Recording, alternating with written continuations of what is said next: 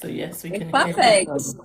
Yes, yes. I'm so Finally. excited. I'm really excited about this. I don't know. It's just been an amazing, I've been in the bubble all day about this. So Yeah, you're to blame if I didn't do much work that's on okay. my. That's fine. There's no need to. You've already done the work, I right? know. It's been a long time coming. It is. And today I just want to hear your story, your journey. Oh gosh, That's it's really about me.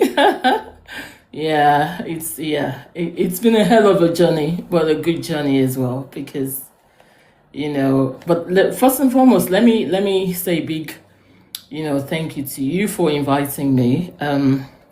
And as a Yoruba Nigerian woman and Yoruba culture, so the Yoruba cosmology teaches us to pay homage to our host. So I reverence you and I honor your ancestors. I honor your platform. I honor your energy. I honor your soul, your spirit, and your body for being the host of this for all Africans and African women, especially, and for creating the voice. And I honor your knowledge, wisdom, and I honor your chi, which is your head, your ori, which is your database, which is where your soul and your spirit works with you. I honor it, and I honor it for generations past. I honor it for now, and I honor it for generations to come as well. Ashe, Ashe. And I honor my own ancestors as well. I honor my mother. I honor my father. I honor me for honoring them and being their latest version. I honor all of our participants, all Africans, diasporans, wherever we are. We are the first fruit of the earth. We are the mother of civilization, and I honor the goddess, the king, the DNA, the melanin in us. I honor the power of the ancients in us, the ancestral powers of us. I honor our cooperation with the creator, with the multiverse, to be Africans and to be the mother of all of the earth. Without us, there is no civilization anywhere. There are no other genes of people, and that is not even up for debate. So I honor to everyone African that will watch it today and will watch it in the future. Ashe, Ashe, Ashe. wow. Well, we honor you. And thank you so much for, wow, it's amazing. I've never had such an introduction, and I honor your people, those who came before and those who are still here with us. Ashe, Ashe, Ashe. Yeah, that's amazing. So let me start by asking you to introduce yourself. Okay, thank you. So I am Ajemiposi, Africa. And I would insist that everyone calls me Ajemiposi, Africa, because Ajemiposi, Aje is a deity, a female deity in the Yoruba cosmology. And I would like to even start by saying to everyone watching, this is not a regular conversation. This is more of a rooted African woman's conversation. So what that means is that I can't go so far in myself without what I am about, what part of my culture, history, family lineage, ancestors make that up. So you might think it's as simple as just asking my name. I wish I could just say, my name is Ajemiposi, I Africa, know, and move on. and that's okay. That's okay. This is your space. Yeah. And the beauty of why we do such things, and especially me, why I go into detail, is because when we talk about Africans' Renaissance, remembering who we are, coming back, it is in those little things that brings about the soul identity. Because we are living in a programmed world, and this has been on for over 500 years. And of course, we see the relics of that in our daily lives. And, at times we shouldn't blame ourselves because 500 years of imprints of someone else's beliefs, culture into us would definitely wipe out your own self-identity. So it is in these little things that perhaps someone watching somewhere will begin to resonate with themselves and probably go further. And some people bear beautiful African names that their ancestors, their grandma sent across the sea when they heard of their beauty births. Oh, my cousin is giving birth in America, in London. I'm sending a name. And then they changed the name to something else without really knowing the meaning. But perhaps if someone knew the meaning of their names, knew the history of it, that would help them to start reconnecting to this unpolluted, undiluted power of the African. And I think that it is with that identity that we would see our continent rise as it should. So my name, Ajemiposi, means, Aje in the Yoruba cosmology means the wealth. Wealth in terms of money, which we are all going to resonate with. But we believe that wealth goes beyond money. You are wealth to me in this moment because from my name, from what I do, is how we're connected. So that is the wealth of people. It is also the wealth of knowledge. What we are sharing, how we're sharing it, is also wealth. And the thing we will do, the people would influence anywhere we are and all of that, it is also wealth. So Ajay means the whole totality of the wealth. If you have breath, it is wealth. If you have good health, or even if you don't have good health, but you have one other thing working in your life, it is wealth. So imagine now being called someone that your wealth continues to increase. It would never run dry. It means that at no point in history would my wealth reduce. So that's the meaning of my name, Ajemiposi, meaning my wealth becomes larger, it increases on any spot. And of course, Africa. I am African, a beautiful African woman. I'm not thin. I am full figured, loving it. As a typical African woman is, And yeah, so that's the beautiful name. And now people might even say, oh, was that the name your parents gave you? My parents gave me my own name. But also in the Yoruba cosmology, it says that when you're an adult, you can add value to what your parents left behind. So my former name that my parents gave me wasn't even too far from Ajemiposi.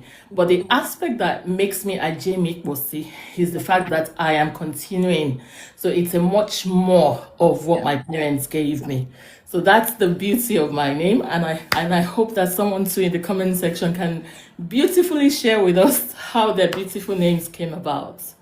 Yeah. Absolutely. That is so amazing because we've lost a lot. And it's quite overwhelming when you're starting to learn the truth about your origin, your people, your names, the meaning behind every single thing that our ancestors did. Yeah. Is really, really deep. And we have to be kind to ourselves when we are a bit overwhelmed and we are like, okay, I want to know everything. You can't know everything. So it's by spaces like this where we gather information, help us connect the dots, so that we can then after that go and do our own research. This is not the end. This is just the beginning, right? And I feel like it's a wonderful time to be alive because nobody's shooting at us for learning our culture now. So we are free to explore who we are.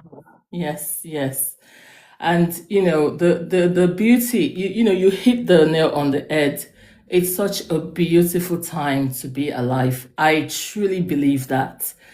I feel that the times we're in, we may want to be stuck in the past and say we were colonized, we were made slaves, we were dispersed upon the face of the earth. But I think that if we understand the mind of the infinite intelligence, which in the Yoruba cosmology we call Eledumare, our creator, Elerikme, the perfect, creator, we would know that we were spirit beings. And as spirits, we're meant to be everywhere in the world. Yeah. It might be physical movement, it might be spiritual movement, but I just like the fact that we have dominated the earth. And then one of the things that I believe about the times we're in, when we look at colonization, when we look at slavery, it was really the instrument that our forefathers and ancient ancestors used to take over the world, really, because there is no part of the world today that the black man, the black woman, their magic, their talents, their wisdom has not contributed to building those empires. Now we may want to focus on, but they used us. But you know what? We were co-creators with the creator in bringing those things to earth. So the world owes the black man. The world owes the black woman. The world owes the black blood. The world owes African for its existence. And I think that is a good debt that anyone can owe me. So one of the things that we need to go back to in our mentality as Africans, and which leads us even to today's conversation and discussion, is wherever you are on the face of the earth, dominate it. You're not a stranger there. What is important is in your soul, be very African. That is what should never change. Never deny being African. I love that. Emphasize that. Yeah. Emphasize that. In your soul, be African. Never deny that. But anywhere you find yourself on the face of the earth, they owe us. And you're there because you're there to get the debts of that land, city, wherever, because your ancestors made that happen. Don't worry if you think, oh, but not my direct lineage, or maybe not my direct country. As far as it's a black blood, as far as an African soul, it doesn't matter the quantity, quality, and the years of it. As long as there was a black soul on that foot, on that soil that contributed there, go claim what is your inheritance. And that is a mentality that I want to start this conversation of a diasporan. You may have relocated because of work, love, whatever. But remember, you're forced there because your ancestors are there. They were already there before you. And you're on an assignment there. So you're not a fugitive, no matter how you may have crossed the boats. But you should then go into those countries with a dominant hat of a taker, with a dominant heart of a king that cannot be made to be small ever, of someone that knows themselves and know their history, and go in there and continue to submerge anything in your way. Because remember, if your ancestors could have survived slavery and survived colonization, go on their backs and they're still alive. And that is where I want the diasporan to turn around their mentality. You're not second class, like they said. It is all in the physical, but more of the work, the more of the achievement, the more of the dominance is in your soul and mind. Link it back to your ancestors. Wow. I almost cried. I think I need some tissues because before the end of this, I'll be crying. Oh gosh, I keep crying, and I have cried buckets and buckets in the past, in the course of the colonization, and retracing my steps back to me. The tears was more, I think I cried a river, I would say. But I think there were tears of joy. Absolutely. And knowing that in my lifetime, I'm able to know the difference and then become me and remembering who I am.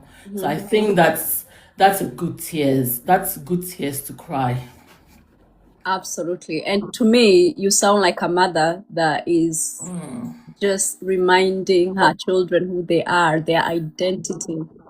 And what is owed to you, right? You go dominate, you have the authority. So it's such a beautiful message and needed, right? It's so in alignment with where we are heading, right? Yeah. Absolutely. I just love you. I love you. I love your spirit.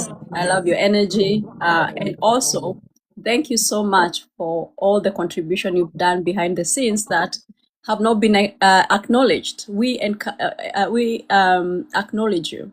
Ashe, thank you so much. And there's so much to unpack in us being Africans and our culture. And I want to take us back to the Yoruba cosmology, which is my own guiding light. Eledumare, which is the perfect creator and distributor of destiny, pathways, life paths, and our Ori.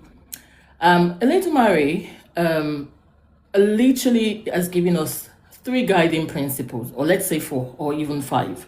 And when you look at the principles, it seems so simple, but truly and really, that is the essence of life. And the principles include that one, have integrity. Have integrity. Let your yes be yes and let your nay be nay. When you say good morning, let us be able to trust you. Your integrity should not be compromisable. That is number one. Then number two, it talks about community.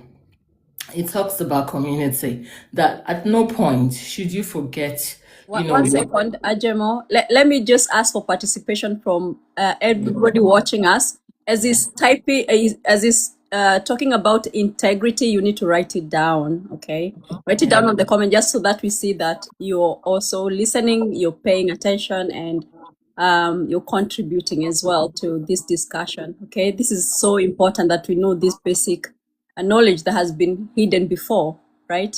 And now it's coming to light. It's so important. You need to value it 100%. All right. Yeah. Thank you. Continue. Thank you. So it talks about integrity, and why integrity? So that, the assignments at hand, the assignments of who you are, the assignment you've come on the face of the earth is so rigorous and tenuous, to the point whereby if you need the army, if you need the resources, people should be able to say, if it is this person, I'll give it to you. One of the biggest problems of why we haven't progressed, the West got it. It's not like the West are more honorable and honest more than the African. We know they are far from that, and they're really far from that. They came through deceit. Exactly. Yeah? But they put in systems that would checkmate themselves, and they submit to the systems. But Eledumare is not even asking us for systems, because Eledumare believes that it is the head, and through your head, which is your chi, your own database, it relates with you, and you understand the guiding principle straight to your heart and soul. So when it says integrity, it is because your spirit God is already an integrity God. So it expects it of you. So if you align with that, you have integrity naturally. You are not seeking on the outside, because you're following that, trinity of the spirit head. Yeah. Then number two, it is saying that the works of your hand, labor. And I want to tell you that I have from history, I know our ancestors lived the soft life. They lived the soft life. Amazingly so. Compared to what we're living now, the chemicals in our food, the stress we're putting ourselves through, traveling to work and back, they had the natural good life, organic food and all of that. But in today's world, the physical has been made to believe that if you don't have cash, as in the money, you don't have everything. So that is why you see that a lot of dreams, a lot of aspiration, talents of people have been swallowed up because they cannot materialize cash, the money. But back in the day, and when Eledumare was talking about the labor of your hands, it is about what you find that you do that contributes to humanity, and you exchange for what you need on a daily basis. So the principle has not changed. So again, Eledumare says, in your hand, in your mind, I have given you something. What do you have in your hand that if you give to another person, you can take what they have and you can have your needs met? It is still a principle till today. And then the third is that honor, be an honorable person. Be of good character, because it will be good unto you before it can be good unto others. You benefit from not having hypertension, from screaming every day. You benefit from being kind and walking away from drama. You benefit when your mental health is well and safe and good to yourself before anyone else. So when it says character, it says, calm down. You're a good, worthy steward of mine, my own creation, and I created you with calm and goodness. So be good to yourself and show forth the goodness that you are to the world. It doesn't matter if the world does not appreciate you there. So that is another thing. And then it talks about honoring our ancestors, our deities and all, because definitely those are our institutional ancestral intelligence. As a Yoruba woman and an Ifa practitioner, which means that I am a practitioner, I go by the Ifa, meaning that the corpus of knowledge of the Yorubas, which is 265 or 255, my people would tell me now, It is a full content of knowledge. I can't even say it equates the Bible because that's an insult to Ifa. Ifa has economics in it, it has wealth in it, it has business in it, it has health in it, it has relationship in it, it has sustainability in it, it has ancestral in it, it has science, philosophy. Gosh, just think about it all. It is encompassed in that. That is why all of these things, Eledumare has given it to us in a simple manner, simple. But they have taken us out into a system of a soulless life. Chase on the outside and let what you already have die in the inside. And that is why we're in turmoil today. So the African was, we're just ordinarily on the face of the earth to be all of these things the Lady Maria has given to us freely, freely, freely. We have the land, we have water, we have the food, and just bask in it and just enjoy existence. So it would take a deliberate African who is not coming from a place of, Stockholm syndrome, of worshipping and being loyal to the existing systems of the world, to now peruse and say, who am I? What were my ancestors like? And don't start from, that looks like rubbish, because you might be throwing away a gold mine.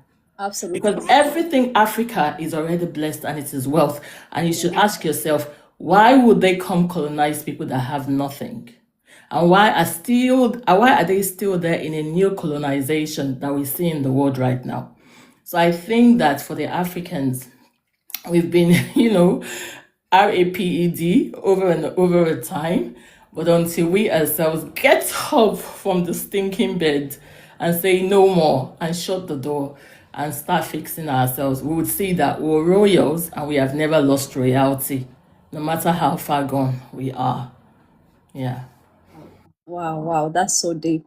I feel like it's unreal that we get to have this space, we get to have this conversation. It's unreal because of all the mental brainwashing that has gone on for a very, very long time. So for me, this is very moving, Yeah, it is.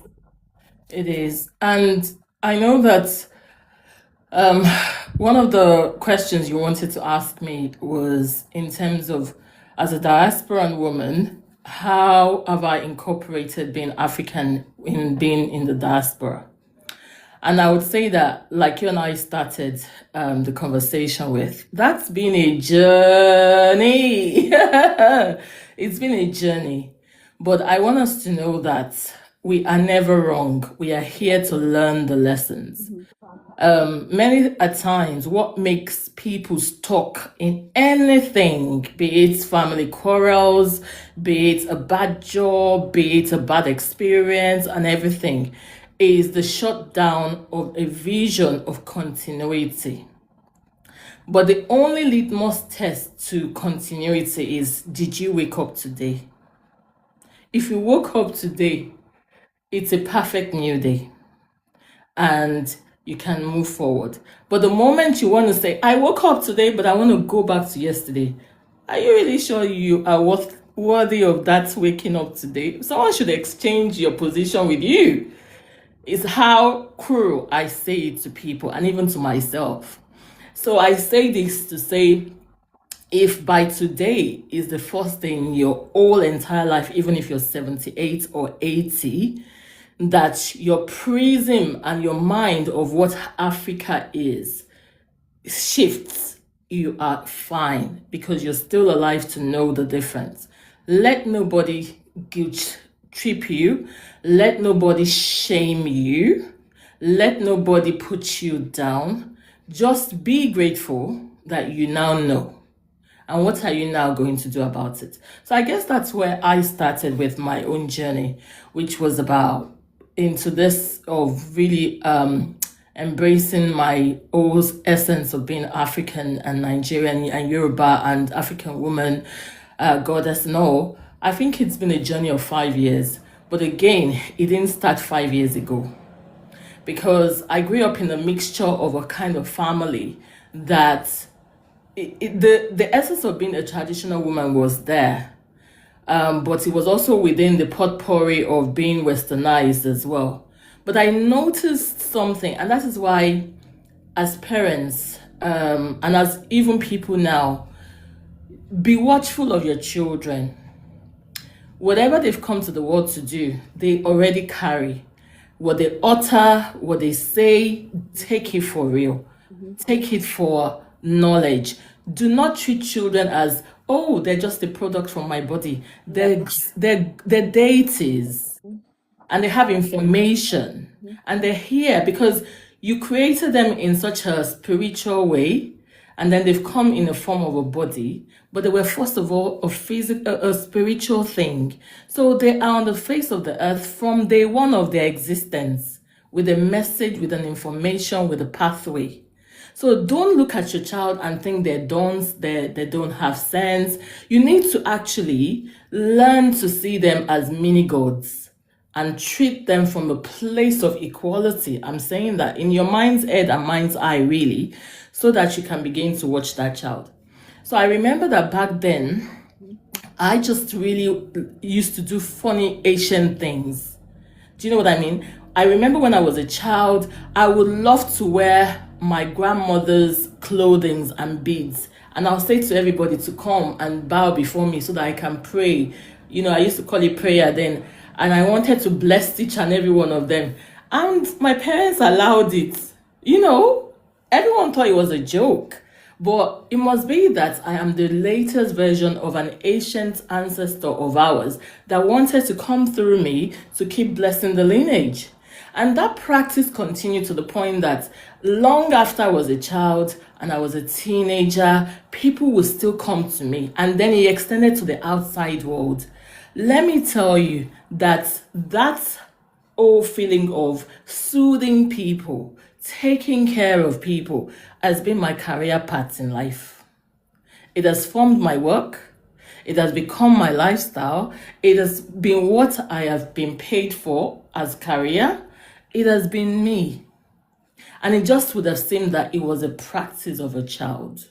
You can imagine. Wow. So when I moved to the diaspora and being a westernized African woman, of course, I would clothe myself like them, I would eat like them, and I would even have the accent like them and all of that. And the truth be told, and out of my own ignorance as well, some of the works I have done, my career, may have not been the best for Africa because I worked in the third sector and I worked with so many international partners.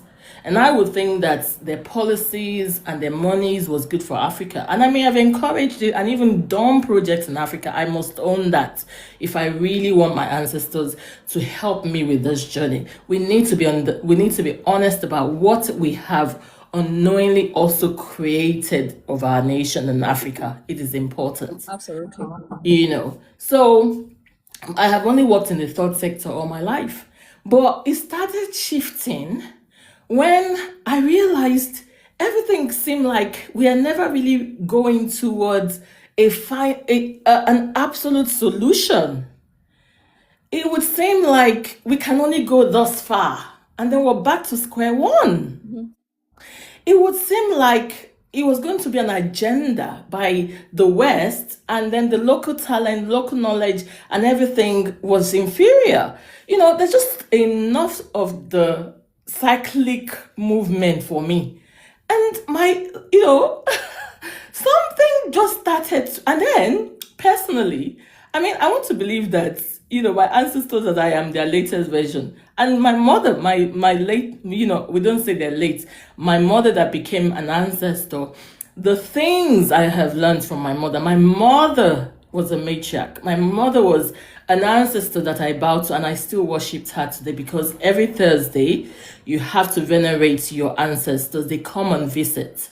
And it's as simple as getting a bowl of water and speaking your thoughts and intention and leaving it like you would give a house guest water when they come and visit. Leave it outside, leave it on the plane of your window, and just leave it in that mood. So I venerate my ancestors right now, and I venerate the ancestors of everyone watching right now. And because we know your presence is with us today, we take on the good of you, and everything that you were that was good that you did on the face of us is ours for the remembrance. And any new thing you want to add to us, we take it on at this moment. Ashe.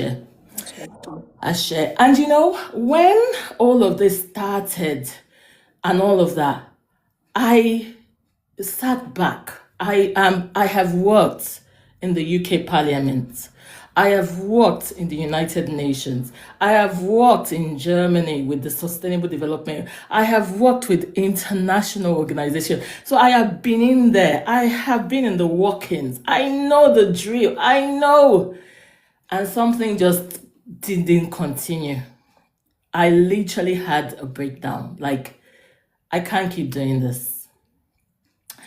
Plus the fact that I go on their shoulders as well. Many other people that are trying to bring back the remembrance and the Pan-Africanism. There are many other platforms. You will join, and for someone also joining us now, it might not be your time today to accept and totally embrace it, but this is a seed. And we're not about the numbers because we're not recruiting. Absolutely. Because when when your ancestors are ready with you with the assignment, They'll deal with you. you will know and you would move. Absolutely. So I then just started thinking it, and I just knew that I could not continue. In fact, it wasn't a case of I had a choice. They didn't let me continue. There was just no continuity. I lost the passion. I just wanted to travel back home. I just wanted to be, back in that essence. And I actually traveled back home to go and climb in my parents' bed and use their clothing, their duvets, just to feel present with them. And I kept speaking to them like, what do you want me to do? I can't see the way forward. I can't go back. Mommy, Daddy, help me here. Your ancestors hear you. Absolutely. They do. And somehow everything just started making sense. And I tell you, that time of my life has been the best time of my life. Imagine you having a 2 years, time to yourself to uncover who you are, to go back to your culture, to make right what was wrong, to learn, to travel, to bask, to eat, to drink of your culture. I tell you, it's been the best self-gifts I have given myself in my lifetime. My work, by the nature of my work as a development practitioner, it's taken me everywhere in the world, most parts of the world, Asia, Africa, Europe. But I tell you, this journey back to home, back to myself, back to Africa, back to Nigeria, back to my state, back to my, family land, back to my roots. I feel I am the president of the world. I am the most proud person. If you see me and you think I'm bold, if you see me and think I'm beautiful, if you see me and think I am knowledgeable, if you see me and think I'm an influencer of any kind, I am rooted in my ancestry. Absolutely. Our roots is African, and that is the golden nuggets. That is what makes me shine. It does not matter if people construe the truths anymore. It does not matter if people don't respect it. I respect it. I know it. I have accepted it 101%. I have accepted it for this lifetime. I have accepted it in awaiting of the next lifetime. So when you have an unshakable, complete belief in Africanness, in who we are, everything we are, we can start thinking of some things we could change, but I am accepting it first.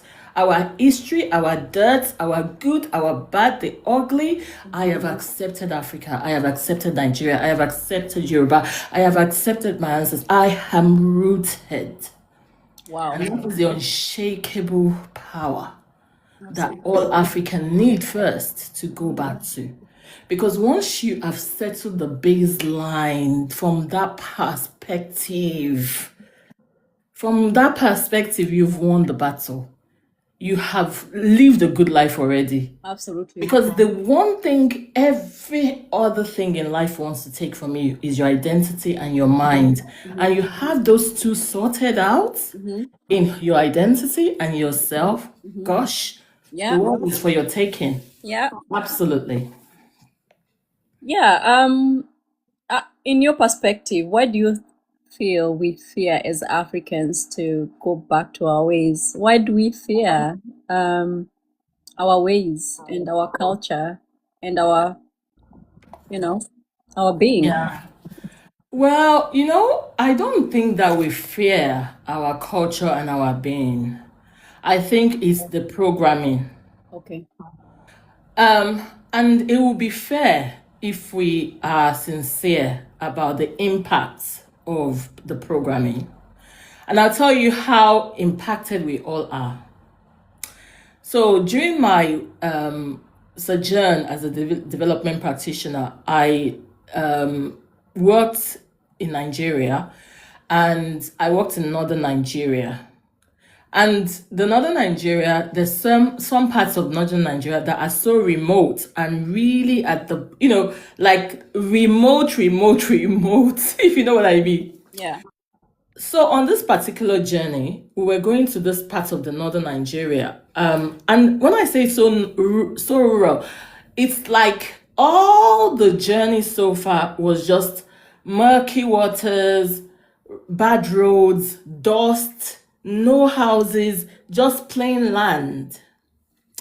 My dear, we got to the town, and I was expecting that in this community that would be there, everything there would be in ancient Africanness, because there was really they didn't have they didn't have access to the main world. Yeah. We got to the town. The first thing I saw was the men were in jeans and top.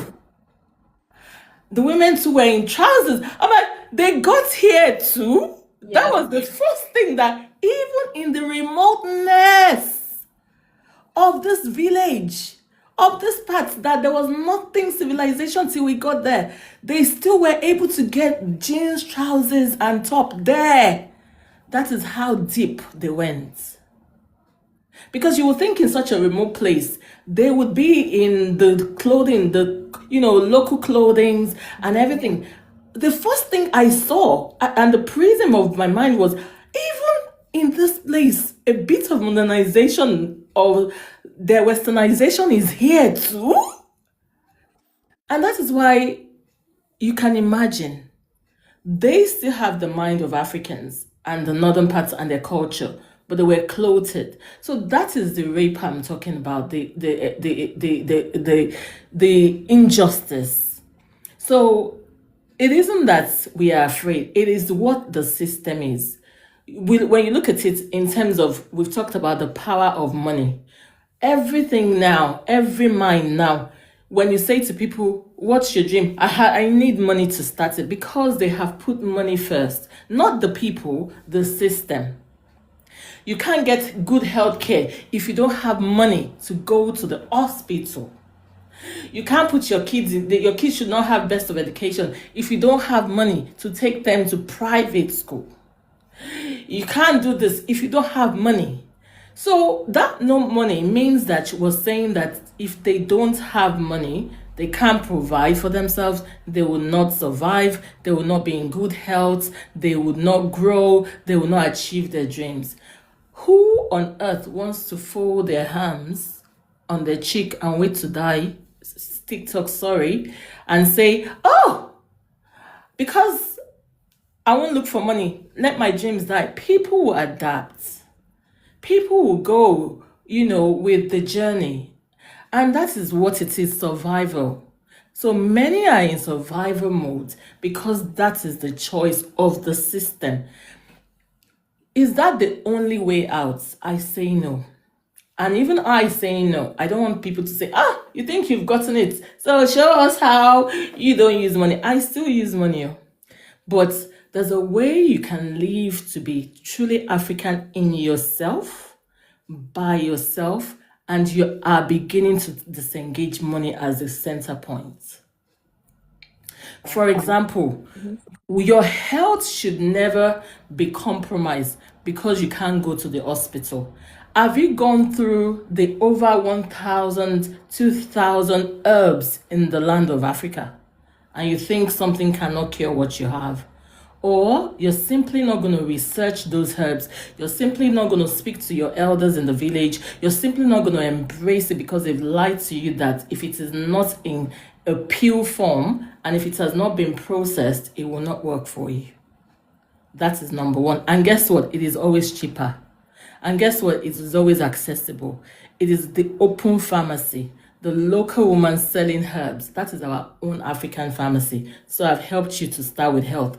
I live in the UK, my dear sister. I live here in the UK. I have herbs. I am a woman of herbs. My friends, my corporate friends, they come to my house and they know that before I give them anything, they are like, what herbs have you cooked? Which one are we using? Is that the herbs to drink for the weather? Is that because you are madam? I have it and I'm proud to have it. Absolutely. I use herbs. That has not taken me to the hospital in a long time. And I don't believe totally what they tell me when I even have to go. And when I have to go, I research and find the alternatives in my Africanness. And if it is there should be a correlation, not something different. So that is number one. Then number two, when you say, oh, I need money to feed my family, every African should have a farm in their house. If you have, even if you One live in second, guys, I hope you're writing these things that Ajemiposi is and I writing. greet my people on there, Ifadusemu, Shofunke, Aborobu, Shisha, and my brothers and projects as well. Thanks for joining us as well. Thank you. Yeah. You know, so when you talk about Number one was herbs, and then Yes. number two. Yeah, so number two, we're talking about how you can start decentering money in terms of money like that. So number two is let's go back to the basics. Let us go back to the basics. Let us, and I would keep repeating that because I need people to hear it. Let us go back to the basics. Let us go back to the basics. Basics means to the very nitty-gritty, the baseline, the starting. What are our needs on the face of the earth? What are the needs that if we don't have these needs, we can't even survive? Food, clothing, shelter, and water. I'll repeat it. Food, clothing, shelter, and water. I will repeat it yet again. Food, clothing, shelter, and water. Now, everybody, go in your mind's eye. Are you, as of right now, today, only about food, clothing, shelter, and water? Is that what your focus is? Because if it is your focus, you would survive. But we are not focused on just food, clothing, shelter, and water. We are focused on the big car, that journey that we started in the village together as but I am now not the same mate as, if I have not bought my own house, I am not a man. If I've not sent my children to a private school that I cannot afford, I am not. Let's take it back again. Food, clothing, shelter, water. And who says the clothes must be designers? Who says it has to have a label? Who says it cannot be simple clothes that you wash and wear today and you go? It is every other thing what the world, westernization, consumerism, materialism, egoism has taught us that we are chasing. If you bring it back to food, and I always ask myself that when that thing rises in me, that's let's go on a spree, you have a credit card, like come back, come here, my head, come. Let's talk to each other, come. Do we have food? I have food. And again, you don't have to have food for the month. Do you have food for today? Absolutely. Do you have food for tomorrow? Mm-hmm. Do you have, if you break it down to those simple things, you will not be running the rat race. Absolutely. You would not put yourself in positions of, stress and adding more stress to your body, or you would develop your own self-identity. You won't be bothered if they don't greet you, if they don't like you, if they talk about you. All of the other things is why people are where they are. So when you go back to the basic, it's my food, clothing, shelter, and water, then at least you move. Then number 3 is going to be about what you call career. You know what I mean? It is about what you call career. Now, I started out as a volunteer. I literally started volunteering. I didn't want to be idle, and I started out. And it was from the volunteering work, there was a position, and then they said, did you want to fill the position? And sweetheart, I must tell you, most of my life, I have not written a job application. It has always been in the place of service. Something comes up, you are found to be worthy, and it is given to you, and that's the most honorable. So when you think it is about, oh, it is AI now, you rushed in there. If you go back to your essence, go back to your elements. Don't make it about, oh, as much money. Make it about essence, your fulfillment. You want to make sure you are doing what your soul likes. Okay, let's agree that, okay, maybe you didn't get it right, you are now stuck in that. Keep doing that you're doing in the mainstream, but find connection back to what you really are all about. Do you know what I mean? And that you're all about, once it becomes life inside of you, is going to spark all that you need to be. And that is why I can meet you, my dear sister. It is why I have met people. I've been asked to speak here and there. It's why I have done everything. So again, it isn't money. But guess what? Within it is reward. And like I said before, Aj means the reward of wealth more than money. It's about people. It is about things you would put your skill to, your knowledge you will share to the world, something that will be ascribed to you, places you will be, people you would be with. And because of that essence, I was able to do all those things. I have never done anything because, I think this will give me more money. I think when I even tried to be a capitalist, nature has a way of humbling me to say, that is not your path. Just follow the flow that we give in your life, and your life works.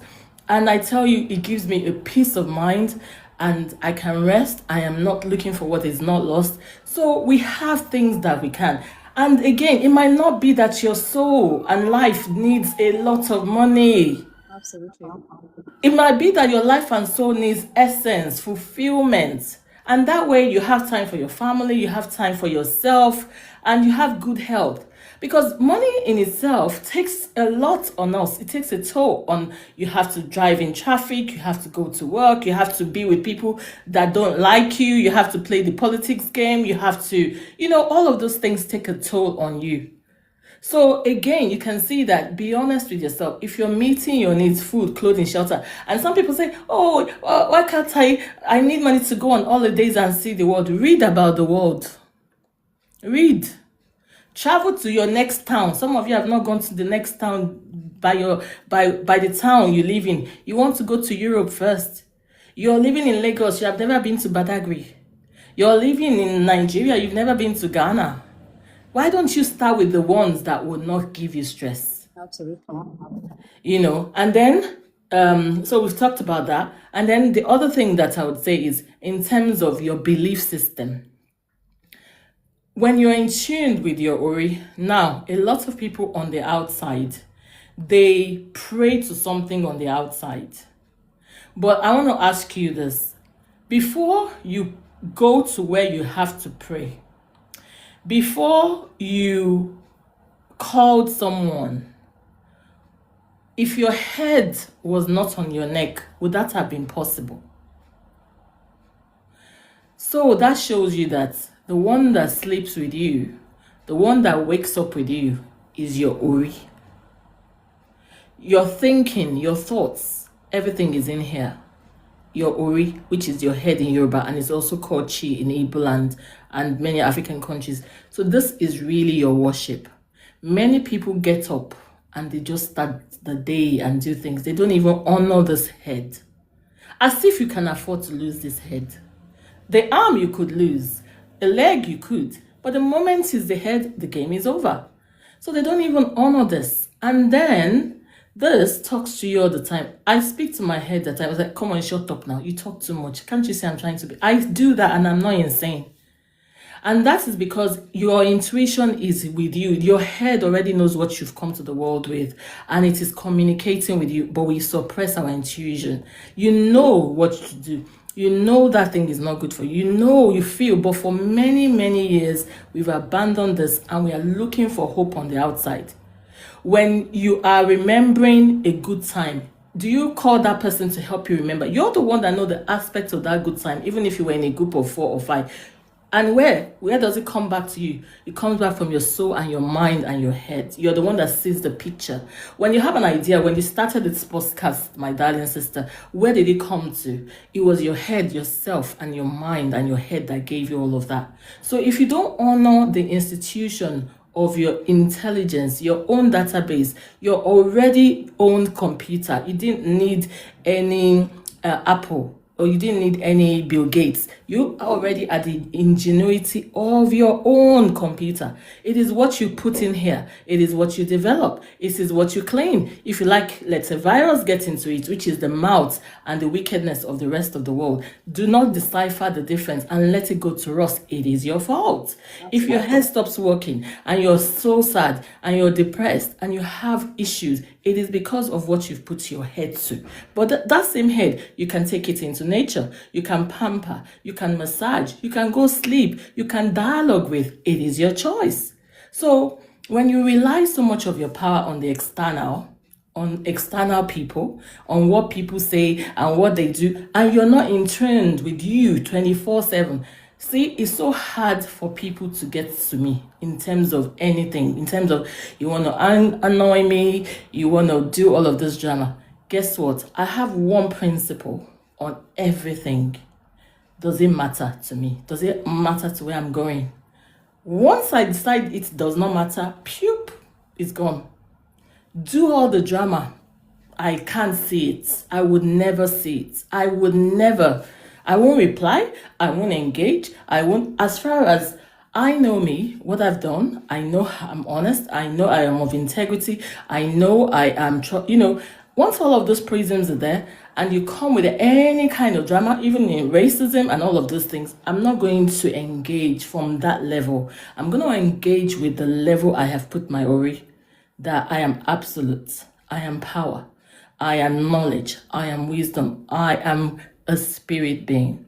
But many don't have that relationship with themselves. They run to, I need this person to, validate me and all of that. And people are wicked. They can take their validation off your hands at any time. Even your parents could, your siblings. So when you don't have a relationship with you, how can you have everything you've carried from birth till today? Because when you have a relationship with you, you'll be amazed what you can do. Because the more you know you will know what you carry. You may not even know you have some knowledge, some wisdom. Your soul takes you there. And when you start doing those things, like, where did this one come from? And your soul will just laugh with you. I have that relationship. I'm sorry if you think I'm cuckoo. I like it. And my soul just like, you think I didn't? I have kept this one. So here. So you kept this one too. I'm liking it too. What else do you have in stock for me? And anytime I see people staring at me when I'm talking, I'm like, sorry, we are two here. And that is the beauty of it. So if you have such a relationship with you, you won't be in drama. You won't get yourself engaged in things that would hurt your soul, in burdens and all of those things. And you'll be focused on your life path. You're focused on your assignment. Firm and focused is what I say I am.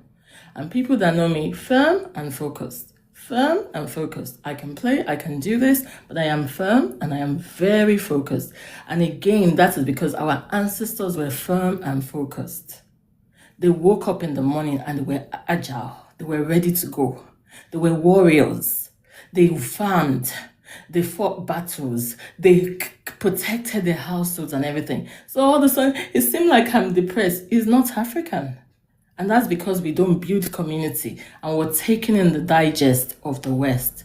Wow. So there's so much in our roots. So repeat that again because we're taking so much of the digest of the West. We don't have depression and all of those things. Even, yes, African children, African people today use those words. But I'm talking about, the first being. I'm talking about back in the day. When you are going to already live in a community, you can't go and lock yourself in any hut now. It is a broom they will use to bring you out. You can. Have you ever, when you go watch those movies, have you seen anyone that say, "Oh, that person is having a nap"? You are amongst people always. Yeah. And there's a Robin High. When you go for those romantic things too in the plantations, eyes are following you. So they know who wants the child. There's no bastard anything anywhere. Do you know what I mean? So there was just no way you were going to live. 4 families down the road can tell your family history more than you. They know you. But here, you don't even talk to your next door neighbor. You don't even know their names. And then, as Africans, we then allow our children to go to these modern schools. Yes, I understand the modern schools and the Western schools because of the settings and government laws and everything. But what other African education are you giving your child? They speak to your children in English in school. When they get home, you're helping them to correct their accent. Did you just call water water? Is that what I'm paying for? It's water. Instead of you to say, show me lo munye, you turn it into your own local language. But your own local language is barbaric now. Wow. Then your children are saying they want all the eateries, the food from the eateries. They go to the supermarket, they're pointing to Cocoa Pop, Choco Pop, Papa Pop, and Papa Pop. And you're not telling them of pap or ghee, the natural corn-made fruit that is organic, that you know how it is produced. You didn't show them that. Wow. So who failed who? So to be African is not, you are going back to the primitive days. For example, I go on holidays with a group of 9 other girls every 2 years because we save for 2 years because it's a month holiday and we travel the world. We've been to South Korea, we've been to Belgium, we've traveled the world and we do it every year. So during my own journey back, it caught up with me that I still traveled with them in 2023. But as of last year, 2025 was the next one.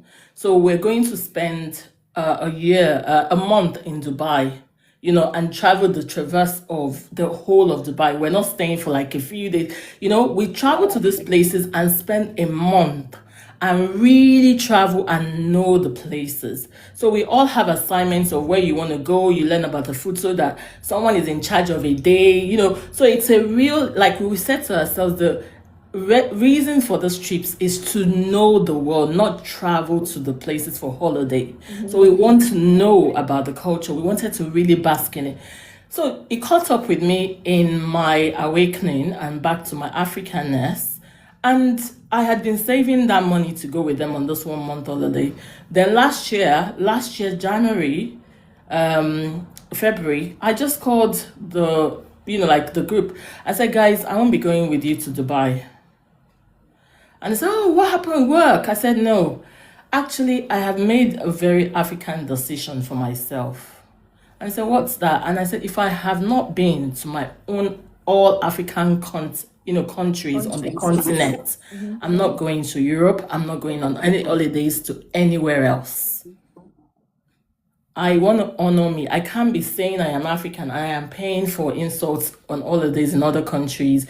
And I've not even gone to Morocco that is right there, or to Ghana and all of this. I want to be true to myself. And my girlfriends are like, okay, baby girl, if that is it, no problem. Yeah. And they gave me back my money. But guess what? When they went, they got me things. They video called me. Nobody put me down. Nobody abused me. Nobody said, oh, you're going to local Africa. But if I don't make that decision for me and feel because my 9 friends will leave me behind, then I'm the one that has failed as African. So it is not about anyone. It is about your first individual journey. It is about the sacrifices you will make as you. I don't participate in Christmas anymore. These are the things that as an African in the diaspora, you can start. Don't be the ones to help your children to go and see Angel, all those movies. You can get the African books for them. You're also the one that will support your child in making the African meal in your home, teaching them the words, not being ashamed. You're the ones that can be African in the diaspora, and be African wherever you are. It is, like I said, it is the soul. It doesn't matter if you still have a weave. It doesn't matter if you're still wearing a dress. This is my work dress, but I am still African. Have I accepted Africa inside of me? Have I accepted that I am Africa? Am I honoring it? Am I in it? That is the difference. So it isn't a shame of go back and be primitive. And if you're primitive, there's nothing wrong in that either. You know what I mean? And are you helping to change the narrative? I have a platform called Ajemiposi Africa. And it came about because of all of this, that if the diasporans wanted to become African, where can they start? Because it can be overwhelming. So the Ajemiposi Africa platform, www.ajemiposiafrica.com, is a one-stop African place. Is it more knowledge you need first? Is it to speak about what you're going through in your mind, the confusion and all of that? Because we need that. Because I'm not really about you embracing your Africanness from a place of guilt. I like for people to learn and own it afterwards, because when you learn and own, there's a different vibe. So don't rush into anything. So on that platform, you can infuse African into everything you're doing, everything.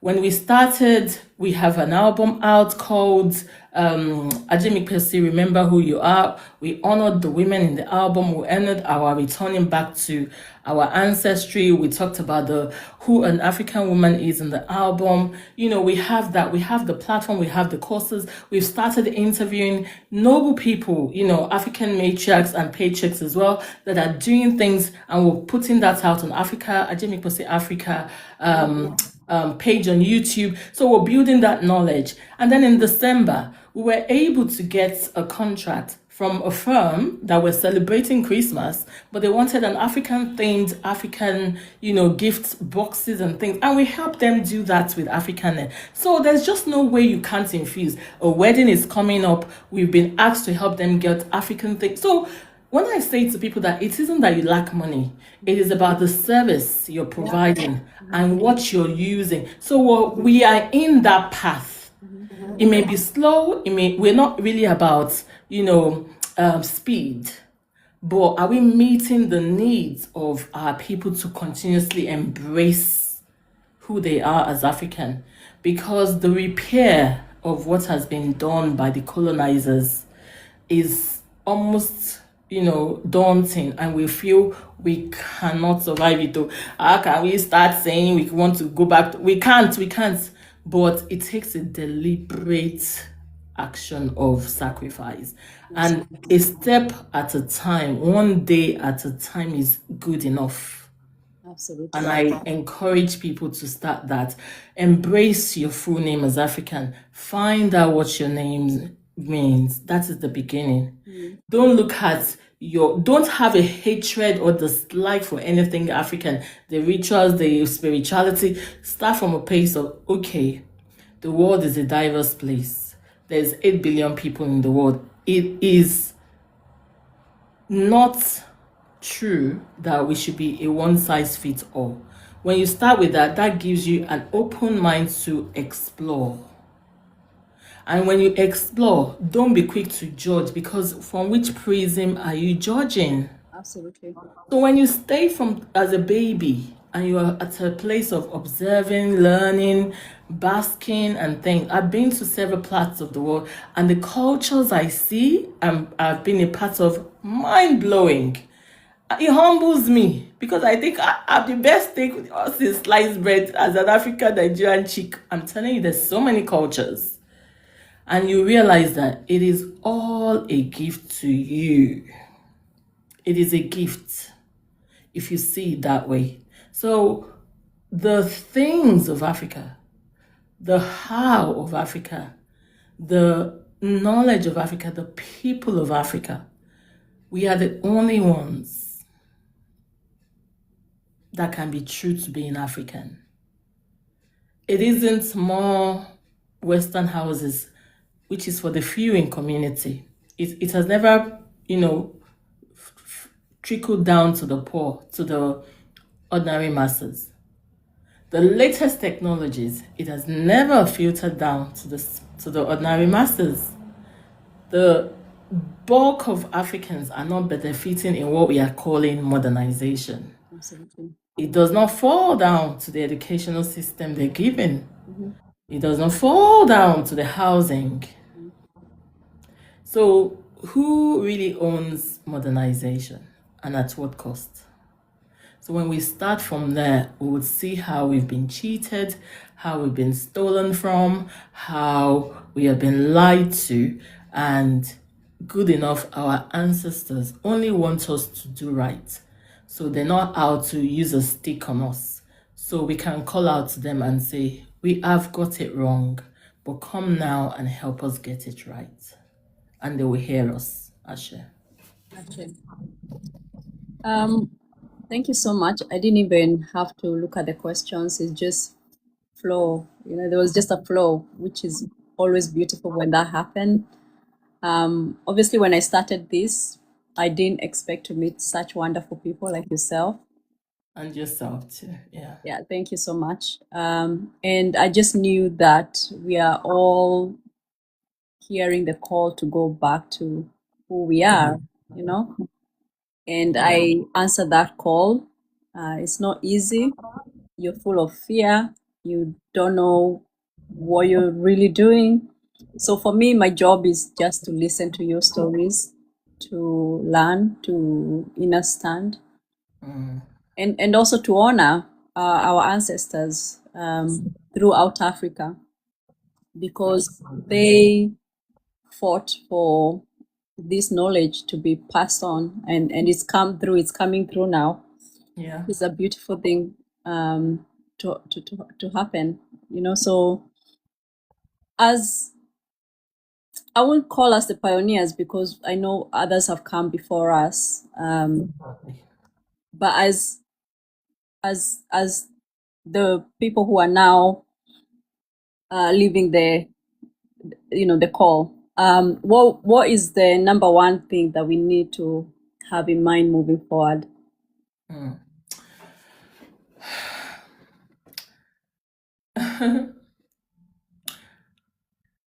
What I would say, and like I said, it is always first and foremost about us, and I would say about me, because the external is where westernization focuses on. It is always about the speed and the much more, wanting more performance. So I'll take it back to us as individuals, and I'll take it back to the tenets, the guiding principles I said the Lady Mary has created. What legacy do you want to leave behind when you also become an ancestor? Because we don't pass away. We become, if whatever age anyone passes away, they have gone into a spiritual power of ancestral, and then they become a place and thoughts of knowledge and wisdom. What do you want people to say about you? And if not even what people would say, what do you want you to say about you? And let that decide the rest. Because at times, and it is fine, but I like people to say that openly and loudly. But I have never heard anyone say, I want them to remember me for having 14 buildings. True. I built a shopping mall. Mm-hmm. I had 44 cars. I have never heard it. That still simple voice will tell you what you're meant to do. And when you do that thing, it has an element, it has an essence, it has a character, it has a responsibility, it has the integrity. Imbibe that. You are the only true knowledge and example people would see. and truly believe in their Africanness, not what they read. That can be a part of it. But the one that is a deciding factor would be the genuine. Yes, the genuine today doesn't seem to be profitable, but I tell you, make sure you can sleep at night and snore. And I love to sleep and snore. If I'm waking up and I'm tossing and turning, my soul wants to have a conversation. What are we not doing right? What is on our mind? What of your essence and your path have you left? And that is when the turmoil comes. Integrity is still the watchword. You're not doing it for others. It is for you to do it because you honor yourself. Don't expect it of others if you're not honorable, if you don't have integrity. And I'm not saying be perfect, but I'm saying imbibe integrity, honesty. All those things is for you first. Because if you're doing it for others, you're performing. So in this space, there's a lot going on. I am saying within the space, people are also imbibing the space and using the corny head of capitalism, fastness, thrive, smartness, corniness, duping, wanting to manipulate, control, hijack all the elements of the rudiments of the colonial masters. I see it in this space as well. And I say to those people, your ancestors are watching and they will catch up with you. So if you need to be on the outside, be on the outside. If you need to be on the inside, you must come with clean hands. Because our ancestors have chosen you amongst 8 billion human beings on the face of the earth. And you think they won't meet your resources. And I want to share this with people. If you don't dare in this journey of ours, you will never know how powerful you are.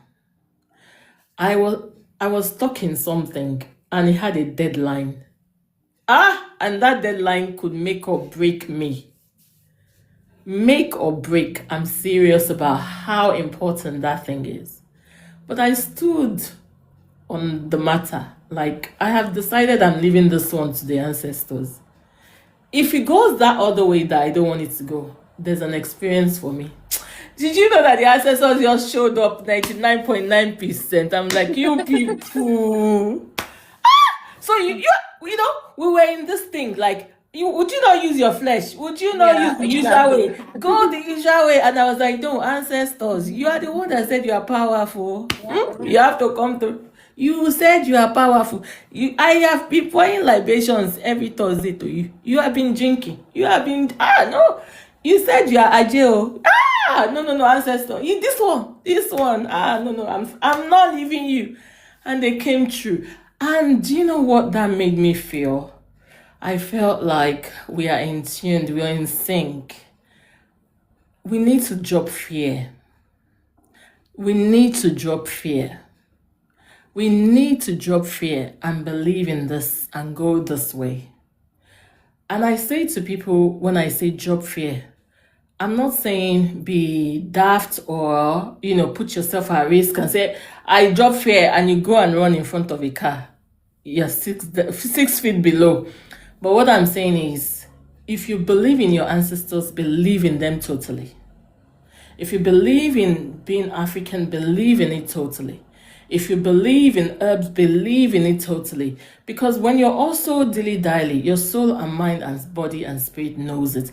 And you're in between two worlds. And at times it delays what should be your outcome. And then you're frustrated and you think it is not working or it is not alignment. It is because you're still disjointed.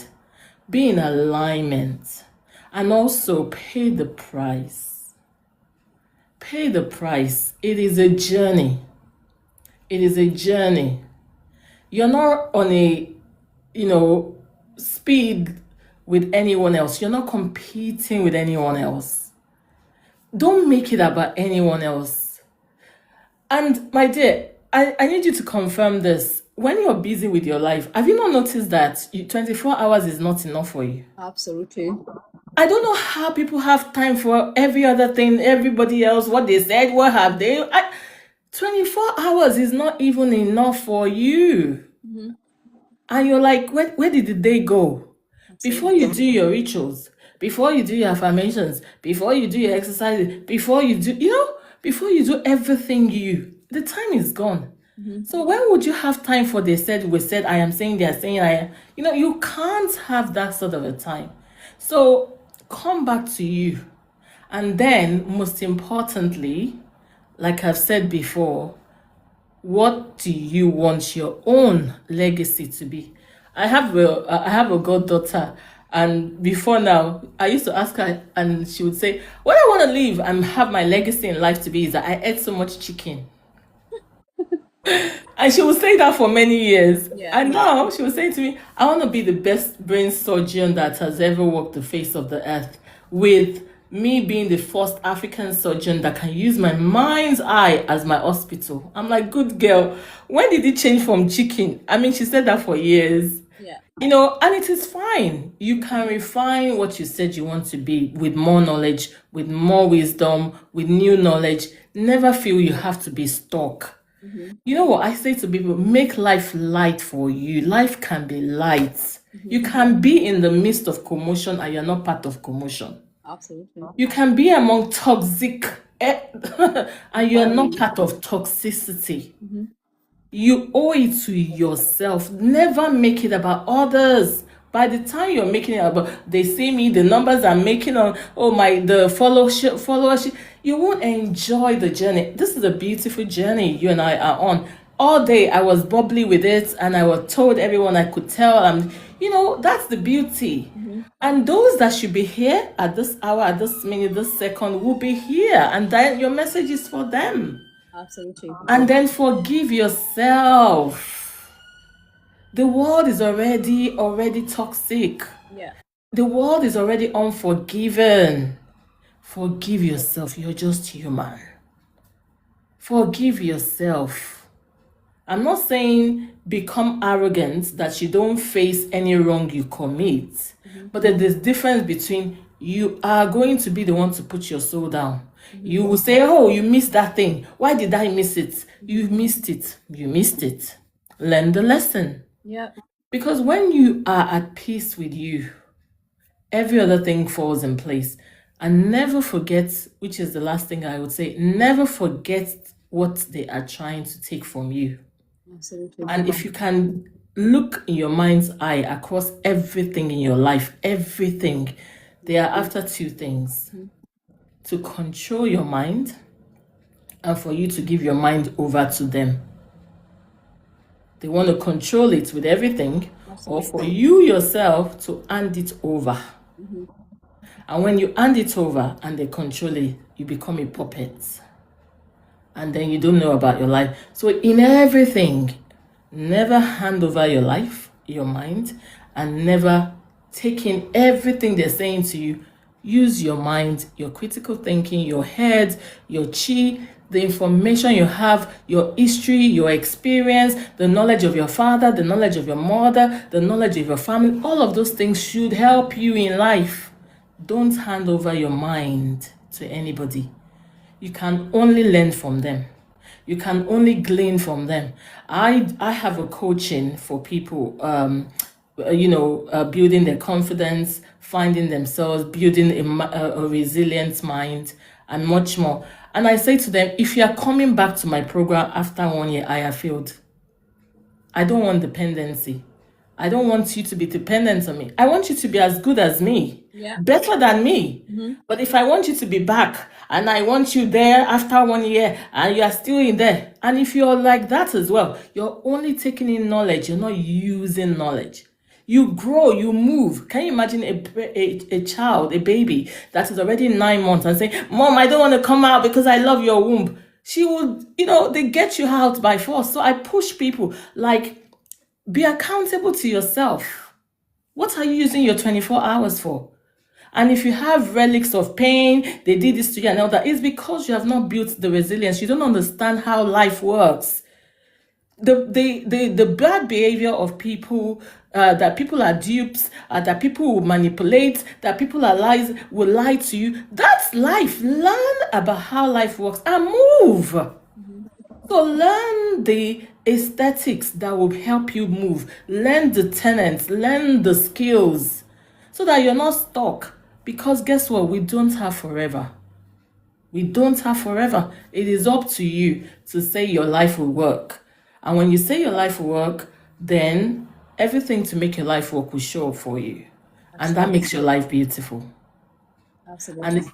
And I say beautiful, it doesn't mean perfection. Because no matter what you're going through or what has happened to you, if you reframe it, you will see the beauty in it. Something happened to me a long time ago. And that time, I literally said, I can't live again. I cannot live. This is the end of it. And this is 10 years, 15 years ago, 20 years ago. And I was saying, what if Eledumare accepted that I said it was over and granted me my wish of let it be over then? But what about the beautiful life? How would I have met you? How would I be here? So there's something in us that can be resilient and carry on. If it is not your strong strength, go learn it. Find the mentorship. There's nothing you need on the face of the earth more than ever. Everything you need to make your life work is out there. It just depends on you. Are you taking action, or are you thinking you can do it yourself? I have a mentor. I have psychologist. I have all those other things too. I still learn. I do all that, because you're not an island of yourself. You have to tap into other people's knowledge, experiences to build you. So if your life is stuck and you can't say anything else, where are you faced? Have you researched that thing today? Are you saying, why me? Or are you saying, this thing, what have you come to teach me? What do I need to do about it? Who do I need to speak to? What do I need to learn at the new? What do I need to go? Choose your heart.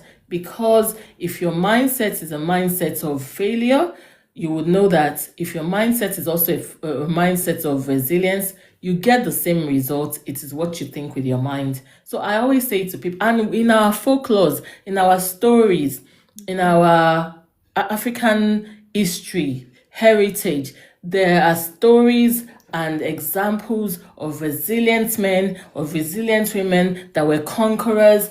Imbibe one of them as your role model. Learn about them. There is everything you need in your Africanness. Everything you need. Even beautiful relationship ways. They were damn romantic, those people. They were not sitting on, they were not going to a candlelight dinner. They were romancing in the garden, In their own way. All those trees had mark of love written under those trees, under the mango tree, under the romance was even so beautiful. Not all this rigid, And real. And then and real. it was about meeting each other. It was the eye contact when they were in, it was the knowing, it was the nodding, it was the shaking of the bomb, it was all of those things. Everything is in our Africanness. Everything. And it was real as well. You need to emphasize that. It was real. The best, romantic poets and poems ever. When they start with your family lineage, almost something, the daughter of the love I have for you is shaking like the lily leaf of can you imagine in those local, you know what I'm saying? Ololufe me, those romantic things. All this AI generated love of if he doesn't have a car, if she doesn't have a dress, if she's not of this height and everything. You were going for the strongest then that could fight an animal with his bare arms and so that is strength. We already had 6 packs back then. A typical African man is a warrior, right?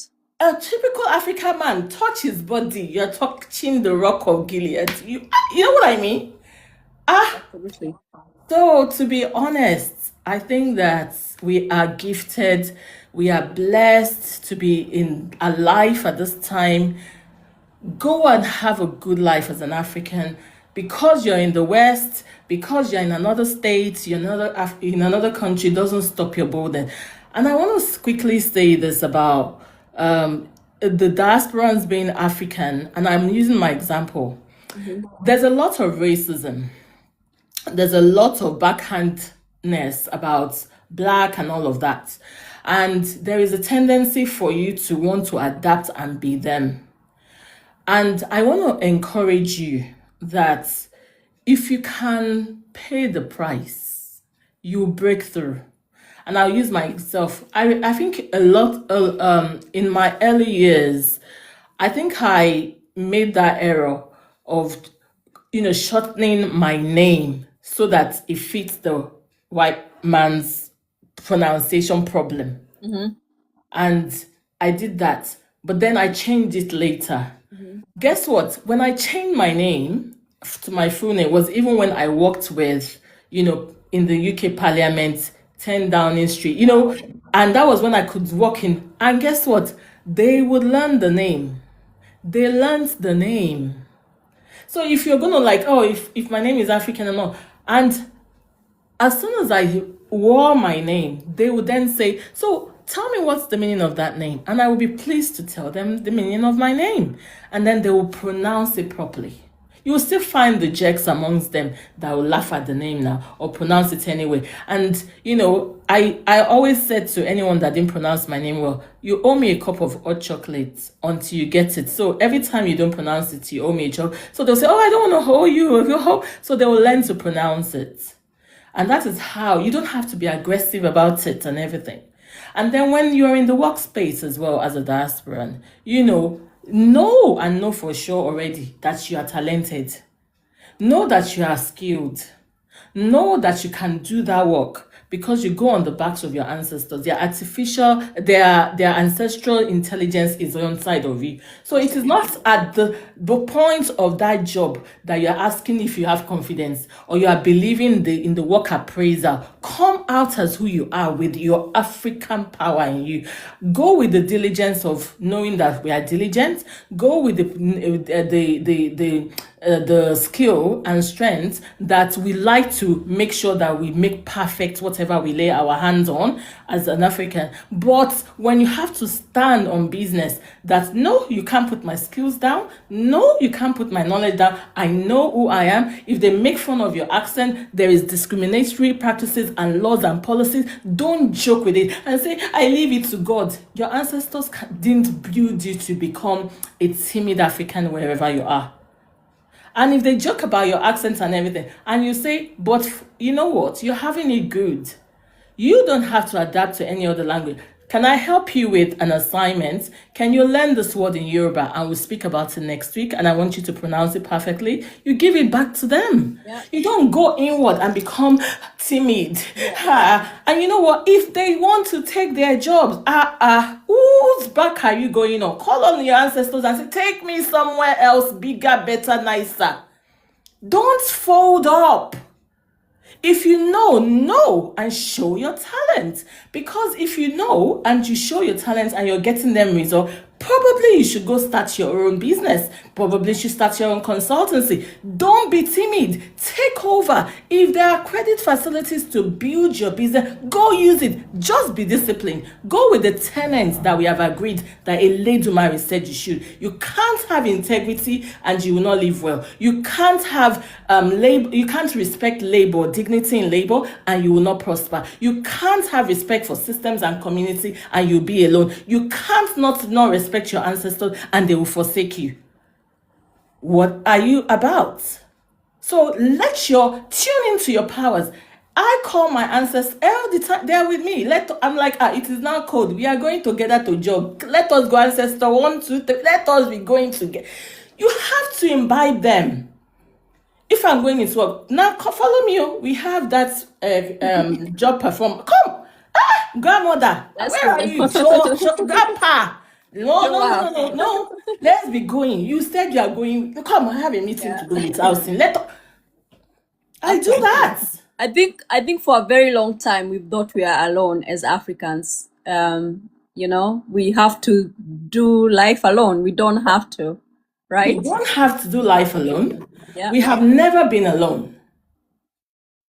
Absolutely. And if you imbibe all those things, you are being African and it comes through for you. Absolutely. And you're the one that will teach your children so that they don't teach them the wrong things in school. True. And you are the one that will make your home African in nature. You're the one that will cook your African meals. Mm-hmm.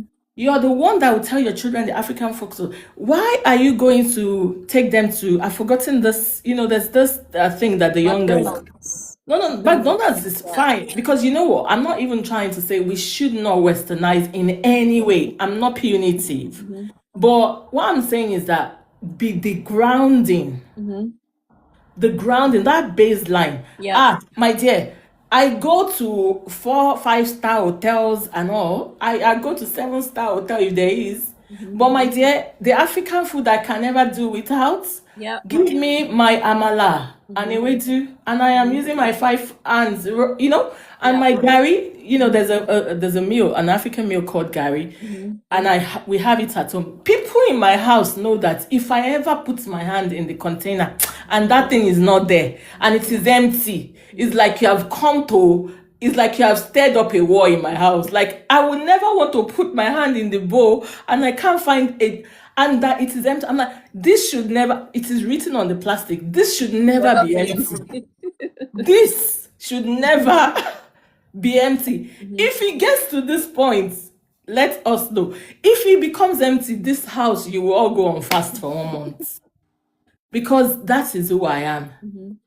And I take my colleagues to African places. Never be ashamed. And I coach people about these things. One of the things I say to people is that there's a way you can look at another human being and not give your power away. But it takes a lot of coaching and dismantling. How I see every human being is we are equal. Male, female, governor, president, and all.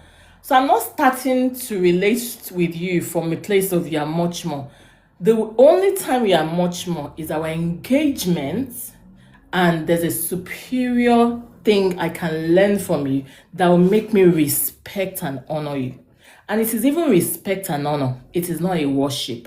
I can't worship two masters. Eledumare is the only one I can worship. I can't worship a man. I can't worship a woman. I can't worship a system. So once you see people from there, the evil of the mind of people, especially, in the West, wanting you to feel small, joking about your race, you know who you are. Absolutely. And you guess what? You dust it. Okay. Except for the spaces where you can help teach them. But you don't play to their ignorance. Because what? They want to bring you on the same path as them. Absolutely. And you can never be from there. Absolutely. So the only thing you can do for them and be with them is when they come with those jibes. Oh, you live on trees.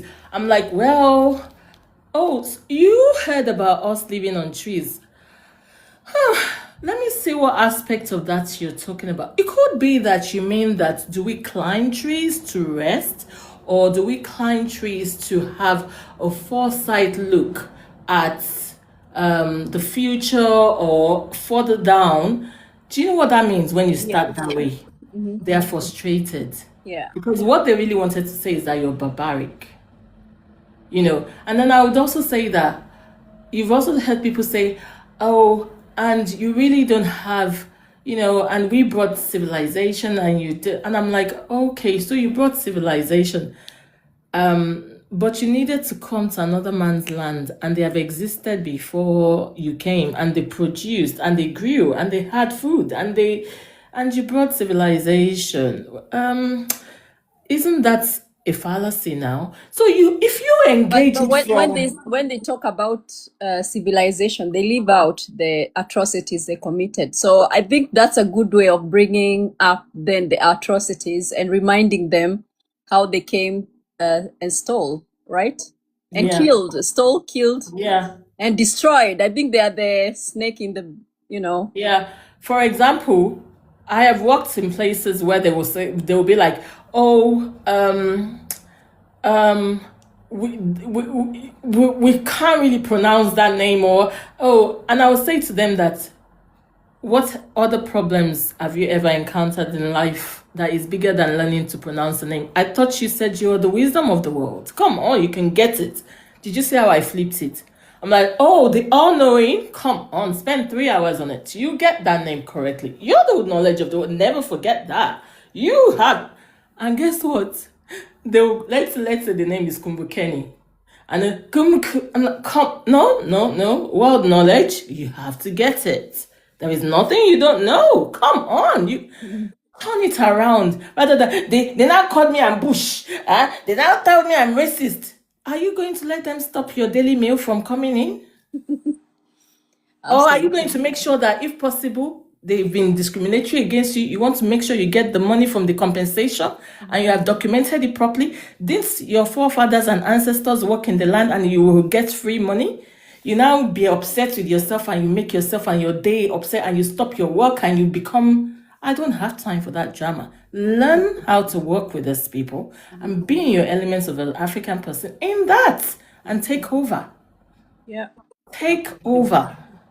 The land is yours. The moment they came to Africa and took at least one of us, they owe me forever. And my lineage, my generations to come, I shall take till there is no taking anymore. I will take forever. 100%. I agree with you. I am taking everything. I'll take. Yeah. So let me ask you, what inspires you to keep going in terms of like your website, and how can we get involved with what you do? My life is about collaboration because no man is an island. We would do things, and it is not about me. If it is not me, let it be you. If it is not you, let it be you. There's so much of the goodness of Africa, and that's the first answer. There's so much about us. My heart desire is to showcase it to the world. Absolutely. And in showcasing it is not me, Ajemiposi Africa. If I can showcase you on Ajemiposi Africa, if you're doing something of value so that we don't waste our resources, our talents, what we have, because this is what I see. I have worked with development partners, and the only thing that makes them different from us is that they put their resources together. Absolutely. They guard what is theirs. They share the resources amongst themselves. They make sure they create for themselves. So the only thing that spoils it, that I have experienced and I have seen, is that many of us that are pushing this collaboration and working together and new mindset, embracing Africa, we are also still working in the prism of the Western behaviors. So we're still about thinking it is, I'm the best here. So if you come, it's because I'm the one shining. And you know that drama. I don't have time for drama like that. I leave you where you are. Or it is still about, we can't actually, between and amongst us, trade and exchange and do things without the cunningness, without the, all those drama things. Yeah. And I don't want to be accused of stealing, taking, whatever. So I just do my own thing. At the right time, the people I need to flow, because you know what? My flow state is important to me. I am ready to discard and remove without any apology, anything whatsoever. I understand and I know my mission, I know my vision, and I know my Africanness, and I know who will be authentic. The moment I smell that you're dramatic, I am going to leave you there. Maybe you'll grow in 5 years. Maybe you'll grow in 10. Meet me. I will never take you along. I'll leave you there till you grow. Absolutely. Our ancestors were not jokers. Our ancestors have paid a due for us to be where we are. Very heavy with their lives. Yeah. They paid with everything. Price. They paid with our land. They paid with everything. And you want to be dramatic?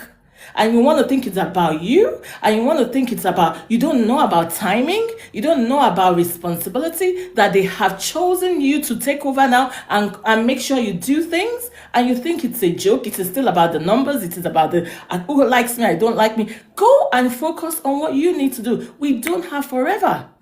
So it is with that urgency, and anyone that is interested in that journey, and if you have something I can add to, you can add to, let's go together. But the moment is drama. I leave. You're I gone. don't have time for drama.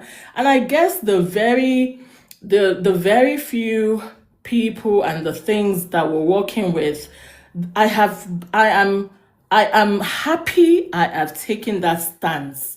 And I am that committed as a person. I am self-disciplined and I punish myself when I fail to discipline myself. And with that prism, my ancestors have continuously helped me to.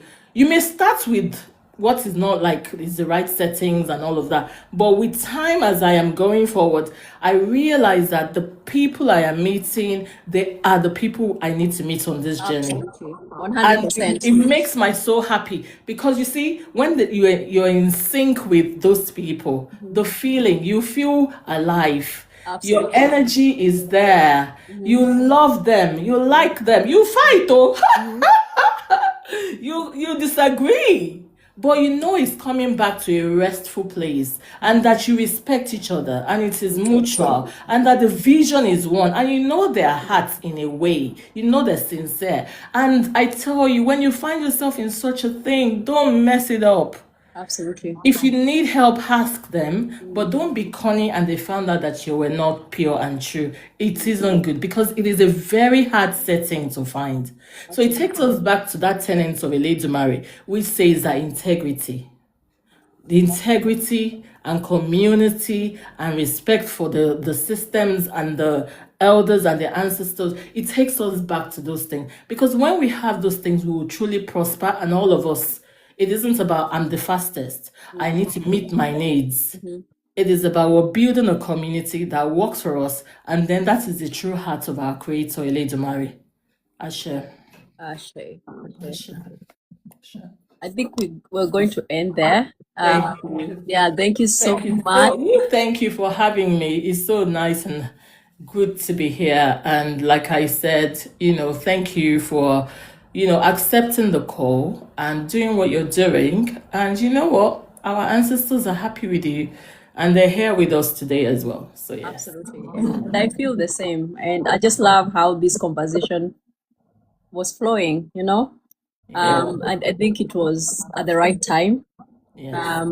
And as I'm here, I'm asking myself, okay, what is it going to take for us to unite as a people, because that's the only thing that is missing for us to really start claiming what is ours, but I can only start by myself, and I love what you've said about, claiming what is ours and with confidence and knowing that our ancestors are behind us and they approve us. We don't need any more approval. We've got it already.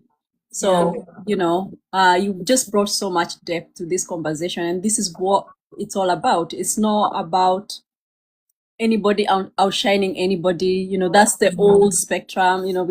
We are no longer flowing that way. We are just about self, like divinity, and just playing the role that our ancestors have called us to play. So yeah, I'm learning a lot. Just here to listen, to learn. And I know there's so much more to learn, and it's beautiful, right? And it's exciting to wake up every single day, learning new things about yourself that you never knew, right? We are so quick to learning about other people or other cultures, right? When we have so much to learn about ourselves. And we are also so quick to forgive others, and then we don't want to forgive ourselves. And the irony is that there really is nothing to forgive. I'm not saying that from an arrogant perspective, because when you put our ancestors in the situations they were in, you almost do like they are. And when you look at human beings and the Africans I see of today, they are so sissy-footed. They could not have, stomached what our ancestors went through. No, they can't. Some of them would have been crying, let me die now. You can't. So what is there to say you want to forgive your ancestors? They let them pick. They told you a lie and you have not bothered to go research it. Absolutely. And you want to stand on the prism of, this happened. Don't we see what is happening in this world right now? Or what they ask, normally what they ask, okay, this is a very common question people ask. Where were our gods when, because they want to belittle our belief, and they want to say, oh, why are we in the mess we are in? But to that I say, you know what? We've forgotten their fight because nobody taught you how much they and fought. and an altar, an altar that you have not venerated, the gods depart. And the first altar is, even within you, you didn't carry them, you didn't carry your ancestors, you don't respect your lineage, you don't even believe in your ancestry. So you, first of all, you were the murderer of your ancestors that was in you. So Wow. before you judge others, I would say, oh, where were they? Let me ask you the names of the 4 generations of your ancestors in your lineage. Wow. What were their history? What did they do for work?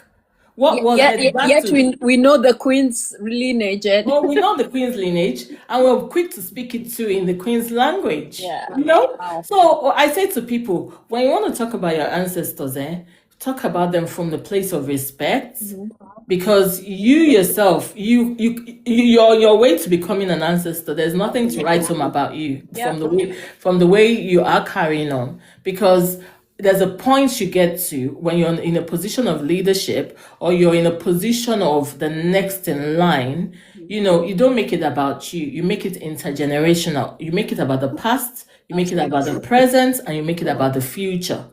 And that is why you're a leader. It isn't about me, me, me. It isn't about, oh, you were so upset about that. You are a peacemaker.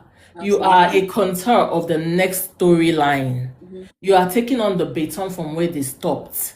It is not that you're stuck and reminiscing about what they didn't do. What are you now doing? What are you now doing? And I'll use myself as an example. When my father died, my siblings are so westernized, some of my siblings. And they said, oh, sell the family land. We don't really need the money, we're all okay. Sell the family land. I said, so I should sell your father that was buried in his house. I should sell him. They're like, well, why did he choose to be buried there? That was what they said to me. So, and I was, I'm talking about 10, 11 years ago now. And I took it upon myself that, well, I ain't doing my father no shit. I'm doing my father right. My father chose where he was going to be buried, in his compound. He started growing trees around the place. And he was always saying to me that I'll be here looking at all of you for me. I'm like, Dad, I might not be in this your house, but do whatever, And every time then we came home on holidays or something, my father was always sitting. I'm like, Dad, why are you sitting by? He said, I'm reminiscing of how I will come home and I'll be looking at all of you. I'm like, but who would have built our own houses? It won't be this your house. You'll be alone in this house. So, I used to joke with him like that. But let me just tell you something. It's been 11 years my father died, and I have carried on the tradition. I have carried on with his tradition of what he wanted and all. And that is because I choose to do it. But I was very young then. So at the end of the day, each one for their belief. Absolutely. If you believe that, it is that we should sell the house and share the money, that is the most important, go and sell your ancestors. But as long as I'm alive, I would rather be sure that I am venerating my father and keeping his things well. After all, he gave you an education. So there's so much. Meanwhile, you and I live abroad, and we know about the Heritage Fund. You know about their monuments here. We know about their ancestral stories. They're not selling no damn buildings. Absolutely. They're taking taxpayers' money to continue to keep the building, to preserve their heritage. When it is the Armed Forces Week in the UK, it's a fundraising season. They're raising and raking in billions of pounds. And they're still using the names of their ancestors and all. And they now tell you your own. You don't even know the name of your ancestor. And you want to start gisting with me and telling me that I am not African and African is corrupt and all of those, And I just say to them, go and, that's the problem with you and your ancestors. Yeah. For me, my ancestors were cool, guided, and amazing. Absolutely. And as a parent, ask yourself, all you're pouring into your children right now, would it be fair on you if you became an ancestor and they say you meant nothing and they wiped out your history and they can't tell it to their next of kin, they can't tell it to their next children, the next generation, and you are wiped out because someone says? Is that fair on you? No. And that's exactly they won't what like we are it. doing. They won't like it. And the labor, the code that you went in, the times you took them, left work to go pick them when they were poorly. The times, a friend of mine's daughter turned 18 and we're having a party in February for her. But I remember when she was born, and from the moment she was born till about 3 months, we were all sleeping in the hospital with her on the hospital bed. She came with, all sorts of medical issues, and she was in hospital, and she's turning 18 now. And I said, wow. But you know what I mean? So how can we forget those stories? Absolutely. How can we forget how she got here? Absolutely. And all of that. So we need, as Africans, to ask ourselves, how many times will the foreigners and their storyline feature us? I have never heard my Ajemiposi in in an English, genealogy or history. Absolutely. They will call John Paul the First, King Leopold the Second, something the Eighth. Yeah.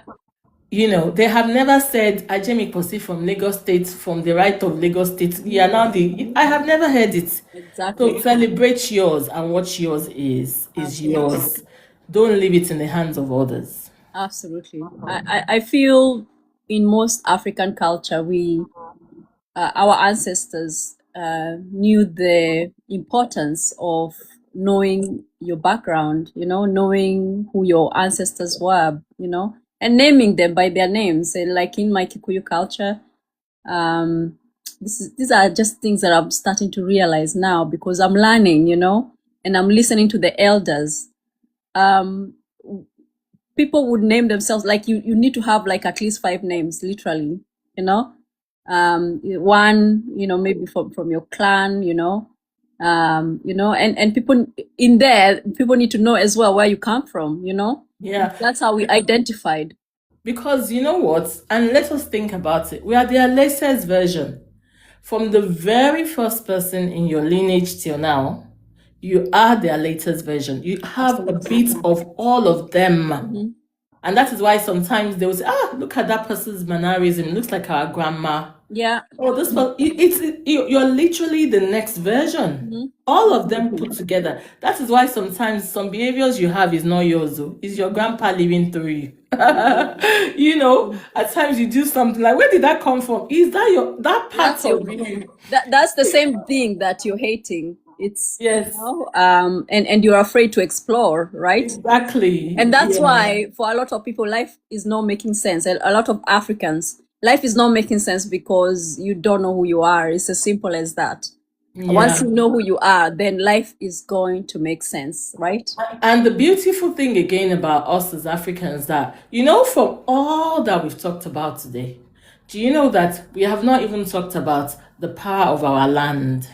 We've not touched anything. We've not even talked about our rituals. Absolutely. We have not even talked about, our praises. Those song praises of your nickname or your ancestral lineage, of a name, or of how your pet's name. There's so much about us. We have not talked about our spices. Absolutely. We have not talked about our foods. We have not talked about our building, architecture. We have not talked, so can you imagine? It is a lifetime of catching up. Absolutely. So the best way to do that is not get into drama and get on with it. Absolutely. And be enjoying it. I'm looking forward to traveling all of Africa. Who else wants to go with me? Please show your hand so that I know my travel mates, so that we start going. Let me find a way of replacing my 10 friends, That is the next thing. Who wants to go experience the dancing in Senegal? Who wants to encounter the cooking? Who wants to encounter the women harem? Count me. The women's womb health. Yeah. Women's harem. I lived in northern Nigeria, in Kebbi State. God, oh my God. People that look down on the northern Nigerian women, or northerners, what a fallacy. Absolutely. I was well humbled when I lived in northern Nigeria and in Kebbi. Those people are damn romantic. There's some things they do, my dear sis. I cannot be sharing it with you here. If you just try some of those things, your partner ain't going out for weeks. You're just gonna be deliciously delicious. The tradition of the women, their saints, what they eat and drink, what it means for their bodies. So we see them wearing hijabs and we laugh. Let them take those damn things off. You're looking at sexiness on another level. Yeah. Do you know what I mean? I learned Absolutely. about their drinks. I learned about their. I have it here, even up till now. I use many of the saints, Yeah, everything. We haven't even absolutely. talked about that. Well, We we need haven't even. you, Ajemiposi, we need you to be sharing these things, share on your story. I'll Yeah, be coming to check your I have a story and see. community. I have a community. I will add you to the community, Oh, and please do. you Please know, do. and of course, we haven't even talked about our womb as women. Absolutely. Oh, Our, gosh. so many things, and then we haven't even talked about our own cleansing of our own powers that we could evoke. There's some Absolutely. natural, natural things that use that is local to you, that you have, that you can even use to evoke your own self power. I Absolutely. tell people, you are at a workplace and they are talking to you anyhow, and you don't deserve it, and you say, and God will judge. It is a lie. There are Oh, ways and goodness. things, and forget it if they call it witchcraft. It isn't, because herbs and every plant that there is has a name, has a purpose. God, Eledumare, the infinite intelligence, does not put up anything on the face of the earth that you don't need have a use for. So Absolutely. when you don't know how to put it together, and that is the wisdom of women. So I always say to women, when you know your power, you will not search and find anything hard. Yeah. And my story is that story. When it, in terms of my relationship, love, when we were speaking one on one, and I will share my story, you'll be amazed. Absolutely. These things happen, these things work, the favors, the things, the goodness, and all of that. We already have it. Just be in your essence. So the best thing I would say to everybody is your Africanness is power. You don't need any other power. You have not started scratching the surface of what you are as an African. Now, get out of your head work that they've given to you. Go back to your ancestral head that you came to the world with. You are black, you are African, you are from that family lineage, you are from that man, you could say that is a bush person, you are from that woman, you are from that village that they don't have good roads. That is where your roots and ancestry is. When you go back, go and dig out your power and never give it away after that. Once you're solidly grounded, you will find wealth. Every other thing you're looking for, you'll be able to get it with ease and flow. Absolutely. Ashe. Ashe. Thank you. Thank you so much. I will upload this on YouTube for people who have missed it. I think you will have your copy as well available. Okay, I'll So you upload it can as also well. upload it. Yes, thank you. Because we want to have this information available, for people to go back to. Yeah. And thank you to everybody watching, and I speak to you because today is Thursday and it's the day your ancestors are here and they are beckoning to you. They never left you. They are just now in spirit forms. Acknowledge them, welcome them, talk to them, laugh to them, tell them the latest things happening. That your naughty brother, report them to them. Your ancestors are here with you. Today is Thursday. They're here. And it isn't also by accident that the new year fell on a Thursday. That means in 2026, you must really be ancient in thinking. You must be critically thinking, searching, finding knowledge of your ancient wisdom. And there is a guiding light in it for you. So you're not alone and you will never be alone. And if you have a parent or anyone that you think they have long gone, evoke them back, venerate them, call their names, remind them who you are, talk to them, tell them to visit you, and don't be afraid. Because a mother never ever ceases to be a mother, and a father never ceases to be a father. Ashe. Ashe. Thank you so much. Thank you so much. Yeah, I've really learned a lot from you. I know I'll learn more from you. And same from you. It's same Because from you as well. I really want to learn more about the Yoruba culture because it's ancient and it's big and it's very rich in history. And a lot of it has been stolen and manipulated and is now being used in the so-called modern world. If you don't know, if you've never heard of that, hear it from me now, right? I've been doing my research. Yes, we I've been doing my research, but I'm not there yet.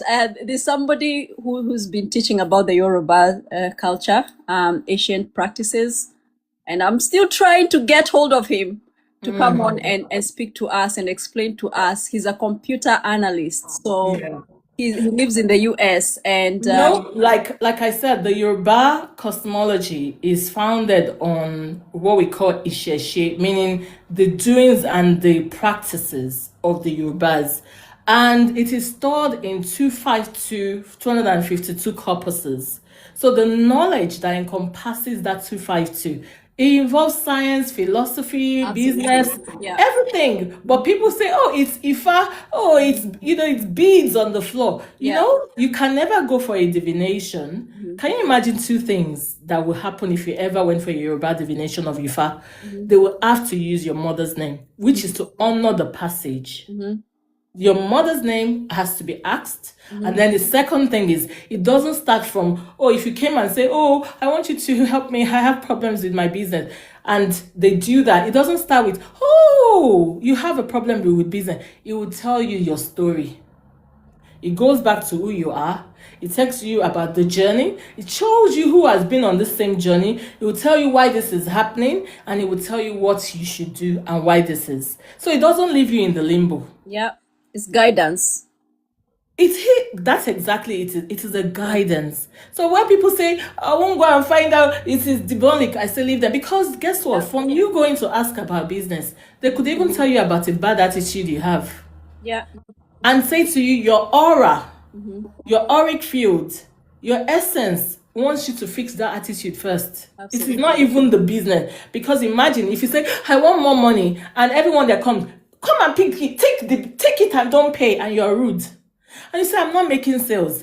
The oracles, your head, your chi, your mother's blood, the melanin, the mitochondrial genes and everything that they've used to evoke the spirit of this Ifa, and it picks you, the one that is exactly you, comes out spiritually.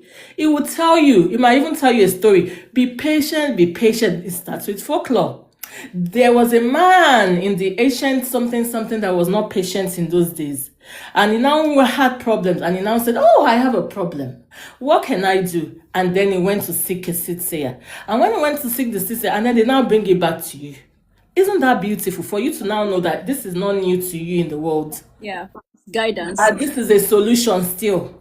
And then they bring it back to you. And then that's the kind of, thing that you say is diabolic. You want to go to the one that you have to, they will say, they've said to you, it's not the one for you. Because they would have even told you long before of what your life is about.